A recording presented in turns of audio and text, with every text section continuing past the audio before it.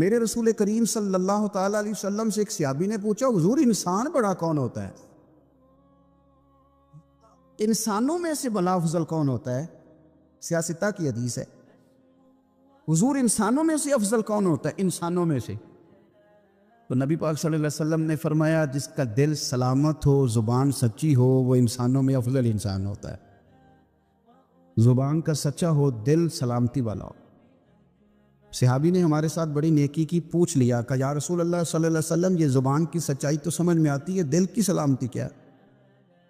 تو حضور نے فرمایا دل کی سلامتی یہ ہے کہ دل میں تکبر نہ ہو، دل میں حسد نہ ہو، دل میں کینہ نہ ہو، دل میں عداوت نہ ہو، کدورت نہ ہو۔ رب کریم کے بندوں کے بارے میں اس کا دل صاف ہو، زبان سچی ہو، وہ انسانوں میں افضل ترین انسان کہ عزیز علیہ ما عنتم، تمہارا مشکل میں پڑنا ان پر گراں گزرتا، تم تکلیف میں ہو تو محبوب کو تکلیف ہوتی، حریص علیکم، تمہاری بھلائی چاہنے میں جلدی فرماتا، وبالمؤمنین رؤوف الرحیم، وہ مومنوں پہ رؤوف بھی ہے اور رحیم بھی ہے۔ نبی کریم صلی اللہ تعالیٰ علیہ وسلم کے قلب اطہر کو اللہ تبارک و تعالیٰ نے وہ نرمی عطا فرمائی، کسی غریب کا، کسی دکھی کا، کسی بیمار کا، کسی کمزور کا، کسی یتیم کا خالی حال ہی محبوب کو معلوم ہو جاتا تو حضور تکلیف میں آ جاتا۔ ہمارے ہاں یہ ہوتا ہے کہ جب کچھ لوگ امیر ہو جاتے ہیں تو ان کی دوستیاں بھی پھر امیر لوگوں سے ہوتی ہیں، زیادہ تر اٹھنا بیٹھنا بھی اپنے منصب کے مطابق لوگوں سے ہوتا ہے، تو بعض اوقات پھر انہیں احساس ہی باقی نہیں رہتا کہ زمانے میں غربت بھی ہے، کمزوری بھی ہے، اور کچھ لوگ دوڑ میں پیچھے بھی رہ گئے۔ پھر یہ بھی ہوتا ہے کہ جب کسی کا سکہ چلنے لگتا ہے تو وہ سمجھتا ہے شاید واقعی میرے اندر کوئی خوبی ہے، کہیں نہ کہیں میں کوئی کمال رکھتا ہوں، اس لیے شاید میں عروج پہ ہوں، حالانکہ یہ اللہ کی حکمت کا تقاضا ہے۔ میرے عزیز، دلوں کی نرمی، دوسروں کے لیے گنجائش، میں کہہ چکا ہوں کہ باوجود کوشش کے بھی بعض اوقات حکمت کا غلبہ ہوتا ہے، اور کچھ لوگ کمزور رہ جاتے ہیں، ان کے لیے نرمی، یعنی حضور علیہ السلام نے فرمایا اگر تم دنیا میں اپنے کسی بھائی کی مشکل میں مدد کرو گے تو اللہ قیامت میں تمہاری مشکلات میں تمہاری مدد فرمائے۔ اچھا، بہت سارے لوگ ایسے ہوتے ہیں جو قدرت رکھتے ہیں، طاقت رکھتے ہیں کسی کی مدد کرنے کی، لیکن ان کا مزاج نہیں بنتا۔ میں چلا گیا کسی دفتر کے اندر، اور جس آدمی کے پاس میں کسی کام کے لیے گیا تو وہ میرا جاننے والا تھا، یا تعلق تھا، یا رشتہ داری تھی، مجھے وہ اٹھ کے ملا، چائے بھی منگائی ہے، اور میرے اس نے سارے کام بھی کر دیے ہیں، تو اس نے یہ تعلق نبھایا ہے، اپنی ذمہ داری ادا۔ اگر وہ ذمہ داری ادا کرتا تو سبھی کو اٹھ کے ملتا، سبھی کے لیے چائے منگاتا، سبھی کا کام فوراً کرتا، کیونکہ وہ کہتا میں جس سیٹ پر بیٹھا ہوں اس سیٹ کا تقاضا یہ ہے کہ مجھے ہر آنے والے شخص کے ساتھ ہمدردی کرنی۔ میں نے دیکھا ہے، خاوند سرکاری ملازم تھا، وہ دنیا سے رخصت ہو گیا ہے، اب بیوی عدت میں ہے، بچے چھوٹے ہیں، پینشن لگوانی ہے ان کو، اوئے ہوئے، جس طرح وہ با پردہ عورتیں بیچاری دفاتر کے دھکے کھاتی ہیں، اور جس طرح کر کے انہیں تکلیف کا سامنا کرنا پڑتا ہے، ایک بالکل جائز کام ہے، اور ان کا یہ کام ہونا چاہیے، اور یہ وہ حق رکھتی ہیں، ریاست نے اصول بنایا، لیکن ہمارا مزاج نہیں ہوتا، ہم جس سیٹ پر بیٹھے ہوتے ہیں نا۔ میں ایک دفعہ ایک دفتر میں گیا، کوئی کسی کام کے لیے مجھے جانا پڑ گیا، مجھے انہوں نے کہا کہ آپ اس طرح کریں، آپ کا ایک فارم کم ہے تو آپ اس کو اپنے جہاں آپ رہتے ہیں وہاں یونین کونسل سے آپ وہ فارم نکلوا کر کے لائیں۔ تو میں نے کہا ٹھیک ہے۔ وہ تھوڑی سی گفتگو ہوئی تو مجھے پہچاننے لگے، کہنے لگے آپ فلاں ہیں؟ میں نے کہا ہاں، نام تو میرا یہی۔ کہنے لگے پھر آپ بیٹھ جائیں۔ وہیں انہوں نے کمپیوٹر سے ایک کاغذ نکالا، میرے سے سائن لیے، اور کہنے لگے آپ جائیے، کام ہو گیا۔ تو میں نے ان سے کہا کہ میں آپ کا شکریہ تو ضرور ادا کروں گا، پھر ایک خواہش کا بھی اظہار کروں گا۔ میرے پاس تو سواری الحمدللہ ہے، میں چلا بھی جاتا اور شہر کے لوگ مجھ سے محبت کرتے ہیں، وہ فوری طور پر مجھے نکال بھی دیتے ہیں، لیکن اس کا مطلب ہے بڑے کام آپ سیٹ پہ بیٹھے بیٹھے کر سکتے ہیں۔ لیکن پتہ نہیں کوئی مزاج بن گیا ہے کہ سویرے آئیے گا، پیر کو آئیے گا، کوئی طبیعت کا حصہ بن گیا۔ یہ حدیث کبھی یاد کر لے تو یہ اتنی قیمتی ہے کہ انسان کی ذہن سازی کر ڈالتی ہے۔ نبی کریم علیہ السلام نے فرمایا تم پر جو بارشیں برستی ہیں نا، اور تمہیں جو رزق دیا جاتا ہے، یہ تمہارے کمزوروں کی برکت سے دیا جاتا ہے۔ تمہارے اندر جو ضعیف لوگ رہتے ہیں نا، کمزور رہتے ہیں، ان کی برکت سے اللہ رزق دیتا ہے، بارشیں برساتا ہے۔ تو یہ جو دروازے پر سوالی آیا ہے، یہ تو آپ یوں سمجھ لیجیے کہ یہ تو سبب ہے خدا کی رحمت کا کہ یہ دروازے تک چل کے آیا۔ نبی کریم صلی اللہ تعالی علیہ وسلم نے ہمیں یہ مزاج دیا ہے کہ آپ کسی کی خوشی میں خوش ہونا سیکھیں، کسی کو آسانی میں دیکھ کر آپ کا دل ٹھنڈا ہو، کسی کے لیے جب آپ آسانی کریں۔ صحیح مسلم میں حضرت سیدنا ابو ہریرہ رضی اللہ تعالیٰ عنہ کی حدیث ہے، فرماتے ہیں قبیلہ مدر کے کچھ لوگ حاضر ہوئے تھے اور ان کی تکلیف بڑی زیادہ تھی، کپڑے پھٹے ہوئے تھے، چہرے اترے ہوئے تھے، محسوس ہوتا تھا غربت نے، تنگ دستی نے، قحط نے آ لیا ہے۔ حالات بعض اوقات، وہ سرائکی کے شاعر نے کہا تھا کہ میرا چہرہ ویخ حالات نہ پوچھ، تو آپ بعض اوقات چہرہ بتاتا ہے کہ انسان کس تکلیف میں۔ ان لوگوں کی کیفیت اس طرح کی تھی۔ تو شارحین نے لکھا ہے کہ وہ جو سرکار نے فرمایا نا حضرت بلال سے کہ اذان پڑھے فوراً، تو فرماتے ابھی نماز میں وقت تھا، لیکن کریم نے فرمایا کہ اب آپ اذان پڑھ دیں۔ حضرت بلال حبشی نے اذان دے دی، سرکار نے جماعت کرائی، حضور ان کو دیکھ کر پریشان ہو گئے، ان کی غربت، ان کی پریشانی، ان کی آزمائش۔ جماعت کرانے کے بعد خطبہ دیا، فرمایا تمہارے بھائی آئے ہیں، پریشان ہیں، ان کی مدد کرو۔ اگر کوئی کام تیرے میرے کہہ دینے سے ہو جاتا ہے تو کہہ نہ دیں، کر نہ دیں، کسی کی اشک شوئی ہو نہ جائے، کسی کا مطلب ایک فون کال پہ اگر کسی غریب کے کئی پھیرے بچ جاتے ہیں اور کام بالکل جائز ہے تو حرج کیا ہے۔ نبی کریم علیہ السلام نے خطبہ دیا اور کریم فرمانے لگے تمہارے بھائی پریشان ہے، مدد کرو۔ کوئی سرکہ لایا، کوئی کھجورے لایا، کوئی ان کے لیے شہد لایا، کوئی ان کے لیے بستر لایا۔ راوی فرماتے ہیں جیسے جیسے وہ خوش ہو رہے تھے ویسے ویسے رسول کریم کا چہرہ بھی دمکتا جا رہا۔ ان کی خوشی میں سرکار خوش ہوتے دکھائی دے رہے تھے، یعنی کسی غریب کی غربت دور ہو رہی ہے اور حضور مسکرا رہے، بھوکے کو کھانا مل رہا ہے تو حضور مسکرا رہے، کئی دنوں کا بے چین آدمی چین پا رہا ہے تو سرکار مسکرا رہے۔ کچھ بھی نہیں بگڑتا، کچھ بھی نہیں۔ ہم اپنے ذاتی کام کے لیے بڑے طریقے جانتے ہیں، تو چلو جو نہیں بھی ہمارا واقف، جس سے نہیں بھی ہمارا تعلق، جس کے ووٹ تھوڑے ہیں، برادری زیادہ نہیں، جو نہیں بہت ساری جگہوں پہ ہمارے کام آ سکتا، اس کے لیے بھی تھوڑی گنجائش پیدا کر لیں، سینہ کشادہ کر لیں۔ کسی کو دشواری میں دیکھ کر پریشان ہو جانا اور اس بندے کو آسانی ملنے پر خوش ہونا، یہ تو رسول پاک کا طریقہ ہے۔ میں دیکھتا ہوں کہ ماحول کے اندر بہت سارے لوگ ہیں جو اپنے چھوٹے چھوٹے مسائل کے لیے پریشان ہیں، دفاتر کے چکر کاٹتے ہیں، لوگوں سے مشورہ کرتے ہیں، صبح فائلیں اپنی بغل میں دبا کے سارا دن گھومتے، رات کو تھک کر لوٹتے اور صبح ایک نئی امید کے ساتھ اٹھتے ہیں کہ اب کہ میرا کام ہوگا کہ ہوگا۔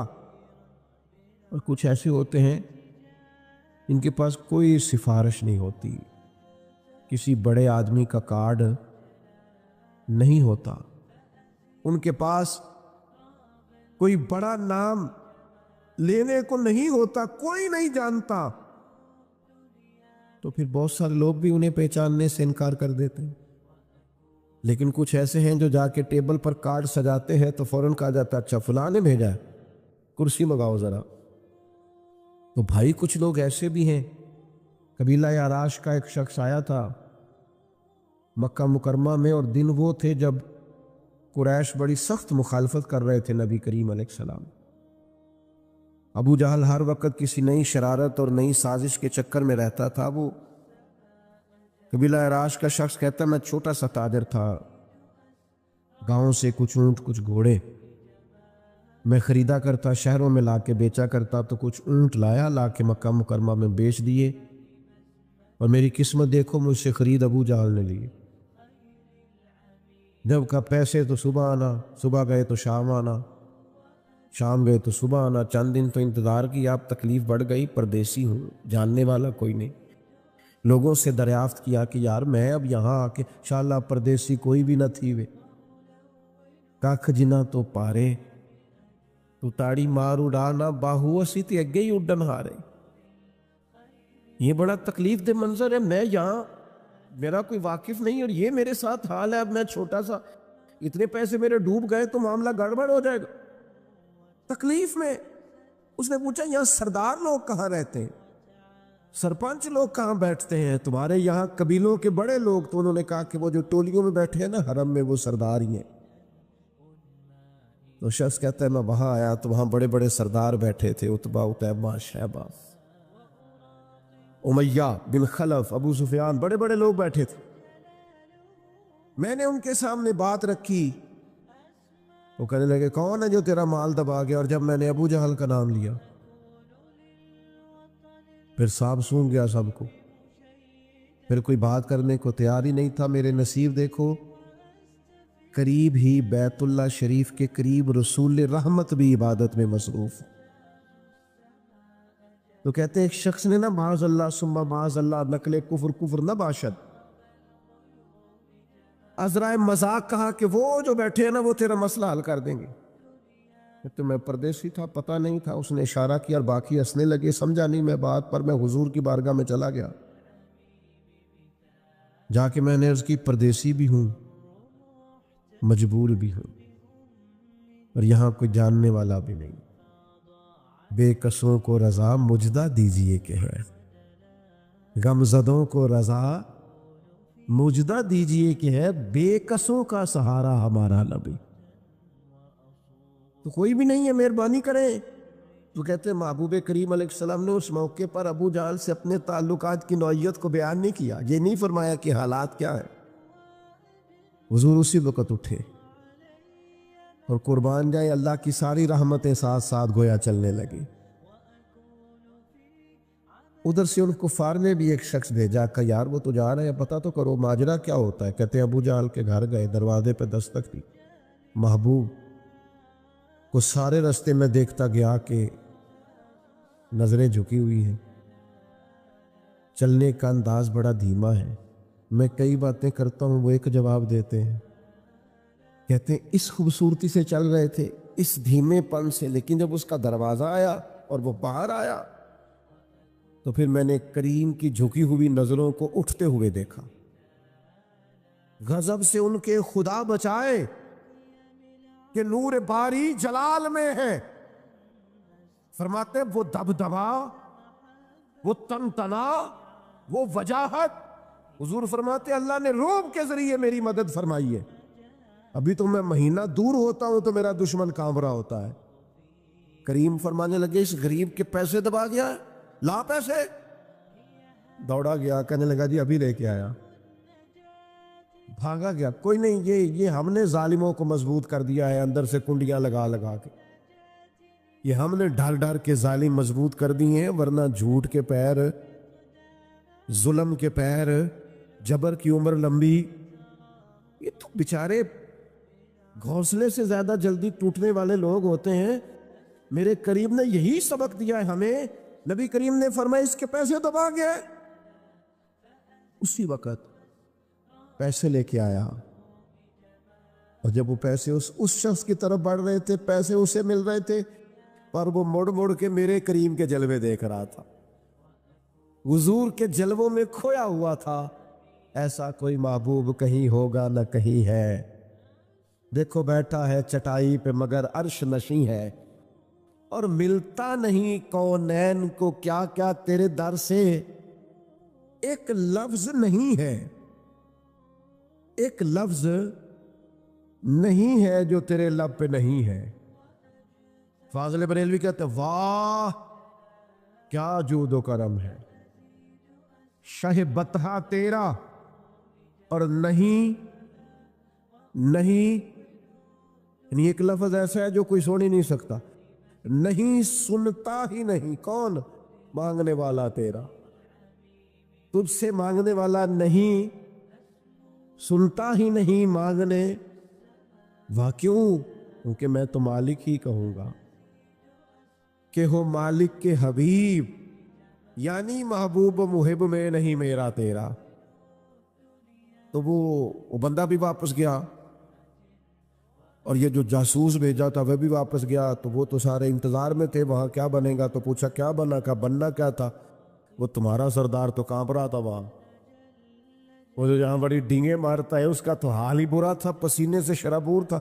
ابو جہل سے پوچھا ہوا کیا؟ کہنے لگا سمجھ کوئی نہیں آئی، پتہ نہیں کریم کے ساتھ کون سی طاقتیں تھیں، پتہ نہیں کیا اللہ تبارک و تعالیٰ نے انہیں روب دیا ہے۔ او بھائی ہمیں ہمارے کریم نے سبق یہ دیا ہے کہ کھڑے تو ہونا سیکھو کسی مظلوم کے ساتھ، تم تیاری تو کرو کسی ظالم کے مقابلے میں کھڑے ہونے۔ جب مزاج نہیں بنتا، طبیعت نہیں بنتی، وہ ہماری لڑائی نہیں ہے۔ میرے ابا جی کہا کرتے تھے پڑوسیوں کی آگ اس لیے بھی بجھا دینی چاہیے کہ ان کی نہ بجھائی تو ہمارے گھر آ جائے گی، اس لیے بھی کبھی کبھی بجھا دینی چاہیے کہ اگر وہ جلتی رہی تو ادھر بھی، تو کبھی اس لیے بھی ظالم کا ہاتھ پکڑ لینا چاہیے کہ یہ زیادہ مضبوط ہو گیا تو کسی اور کو بھی نہیں چھوڑے گا۔ تو بھائی اسلامی عقائد میں سے نا ایک بنیادی عقیدہ آخرت ہے۔ جن چیزوں پر انسان ساری زندگی اعمال کرتا ہے وہ چیزیں ہوتی ہیں جو اس کے عقیدے میں شامل ہوتی ہیں۔ عقیدہ جس طرح کا ہوتا ہے اسی طرح کا انسان عمل کرتا ہے، جو اس کی سوچیں ہوتی ہیں، جو افکار ہوتے ہیں، اسی طرح اپنے شب و روز گزارتا ہے۔ جن لوگوں کا عقیدہ آخرت مضبوط ہوتا ہے نا کہ ہم نے اللہ کی بارگاہ میں کھڑے ہونا ہے، ہم نے اس کی بارگاہ میں جا کے اپنے اعمال کا حساب دینا ہے، عقیدہ آخرت مضبوط ہو تو لازمی طور پر اعمال سنور جاتے ہیں۔ انسان جواب دہی کے تصور کے ساتھ اپنے معاملات زندگی کو بار بار صحیح کرنے کی کوشش کرتا ہے۔ عقیدہ آخرت اسلامی عقائد میں بنیادی فکر کا عقیدہ ہے، اساس ہے عقائد۔ اگر کسی شخص کا یہ خیال ہو جائے کہ میں بس یہی زندگی ہے، کھا لو پی لو موج کرو، تو ظاہر ہے وہ فنا کا نام جب رکھ لے گا زندگی کو اور وہ دوبارہ اٹھنے کا قائل ہی نہیں ہوگا تو وہ تو کسی قانون کا پابند ہی نہیں رہے گا، وہ تو کسی چیز کی پابندی نہیں کرے گا، کسی چیز سے پرہیز نہیں کرے گا، من چاہی زندگی گزارے گا۔ عقیدہ آخرت، اللہ کی بارگاہ میں کھڑا ہونے کا تصور، یہ انسان کو سوار دیتا ہے، یہ ایک ایسا مراقبہ ہے جو تزکیہ نفس کر دیتا ہے، انسان کا باطن سنور جاتا ہے، اخلاقیات میں تبدیلی آتی ہے۔ پھر کوئی کیمرہ بھی نہ لگا ہو نا، کوئی بھی نہ دیکھ رہا ہو تو بندہ پھر بھی نیک ہو جاتا ہے، کیونکہ اس کا خیال ہوتا ہے میرا رب مجھے دیکھ رہا ہے، صبح قیامت میں اپنے رب کی بارگاہ میں کھڑا کیا جاؤں۔ تو عقیدہ آخرت کی مضبوطی، اس تصور کا مضبوط ہونا امت مسلمہ کے لیے نہایت ہی ضروری ہے۔ آپ دیکھیے قرآن مجید فرقان حمید ہماری توجہ دلاتا ہے، اور سورۃ القیامہ کے اندر اللہ کریم نے ارشاد فرمایا ایحسب الانسان، کیا آدمی اس گھمنڈ میں ہے، کیا انسان کا یہ خیال ہے ان یترک سدی، کہ اسے آزاد چھوڑ دیا جائے گا، اس سے پوچھا نہیں جائے گا؟ کیا انسان یہ سمجھتا ہے اس سے کوئی سوال؟ ایحسب الانسان، کیا انسان اس گمان میں ہے، اس گمانڈ میں ہے ان یترک سدی، اسے آزاد چھوڑ دیا جائے گا، کوئی پوچھنے والا نہیں ہوگا؟ اسے آزاد نہیں چھوڑا جائے گا، اس پر پابندیاں ہیں، اس پر کچھ قیود ہیں، اسے کچھ حدود بتائی گئی ہے، اسے ایک دائرہ کار دیا گیا ہے، اسے بتایا گیا ہے کہ یہ حلال ہے، یہ حرام ہے، یہ تیرے لیے جائز ہے، یہ تیرے لیے جائز نہیں ہے، اس چیز کی حد تک تو آگے بڑھ سکتا ہے، یہاں سے اس لائن کو تو کراس نہیں کر سکتا، اس پر پابندیاں ہیں، ان پابندیوں کے بیچ رہ کے وہ زندگی گزارے گا۔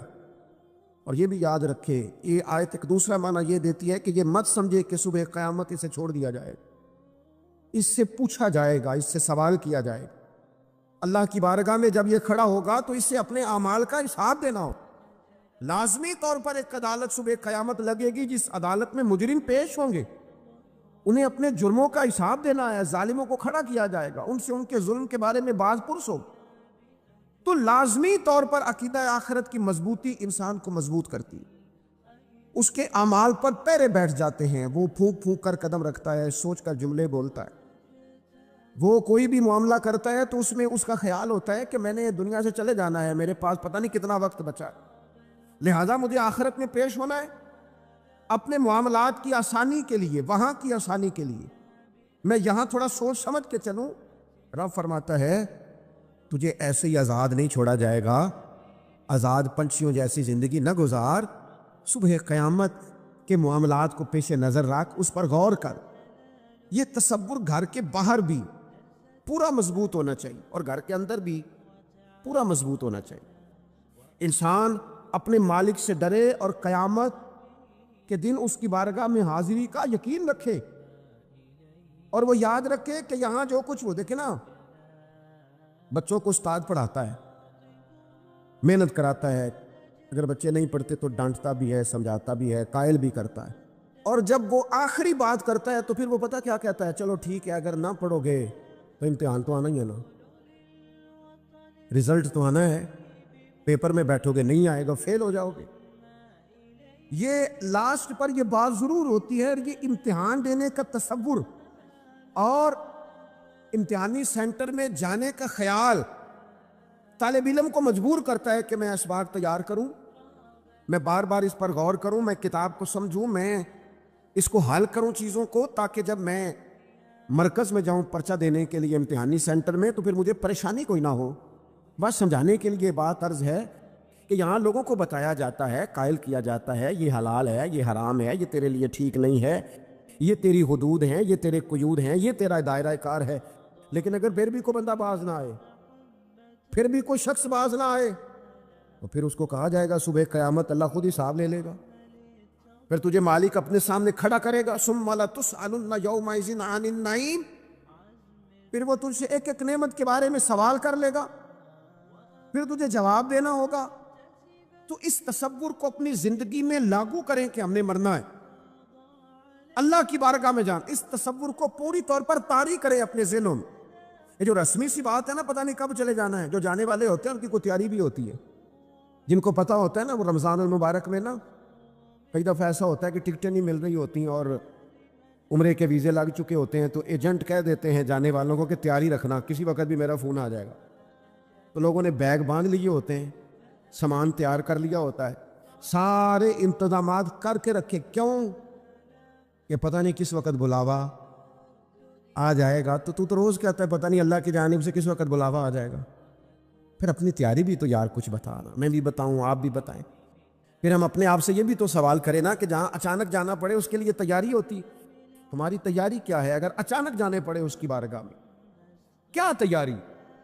روز دیکھ رہے ہیں نا، کچھ لوگ روڈ پہ چڑھے تھے پہنچ نہیں سکے، ہاسپٹل گئے تھے پہنچ نہیں سکے، کچھ لوگ کسی فیلڈ میں کام کر رہے تھے ڈگری نہیں مل سکی، جا ہی نہیں سکے، وقت آ گیا۔ تو اگر وہ ٹائم آ جاتا ہے اس کی بارگاہ میں حاضر ہونا پڑ جاتا ہے، تیاری کیا ہے؟ نبی پاک علیہ الصلوۃ والسلام گھر کے اندر اپنے گھر والوں کی تربیت کے لیے اور تعلیم امت کے لیے ایک دعا مانگتے تھے۔ حضرت عائشہ صدیقہ کہتے ہیں حضور دعا مانگتے تھے، مشکات میں موجود ہے۔ کیا دعا تھی؟ اللہم حاسبنی حسابا یسیرا، اے اللہ ذرا حساب آسان کر کے لینا۔ یہ حضور تعلیم امت کے لیے دعا مانگتے، اللہ حساب ذرا آسان کر کے لیجیے، مالک کرم فرمانا۔ حضرت عائشہ صدیقہ رضی اللہ تعالیٰ عنہ ارشاد فرماتی ہے، میں نے عرض کیا یا رسول اللہ صلی اللہ تعالیٰ علیہ وسلم یہ آسان حساب کا کیا مطلب ہے؟ تو حضور فرمانے لگے عائشہ آسان حساب کا مطلب یہ ہے کہ رب کریم بندے کے نامہ اعمال پر نظر ڈالے گا اور پھر اللہ تبارک و تعالیٰ اس سے درگزر فرما دے گا، یہ آسان حساب ہے۔ پتہ مالک کو ہے اس نے کیا کیا ہے، پر کریم ہے نا، عدل کرے تے تھر تھر کمبڑ، اچیاں شانہ والے تے جے فضل کرے تے پھر بخشے جامن میرے جے منہ کالے، نظر کرے گا پھر معاف فرما دے گا۔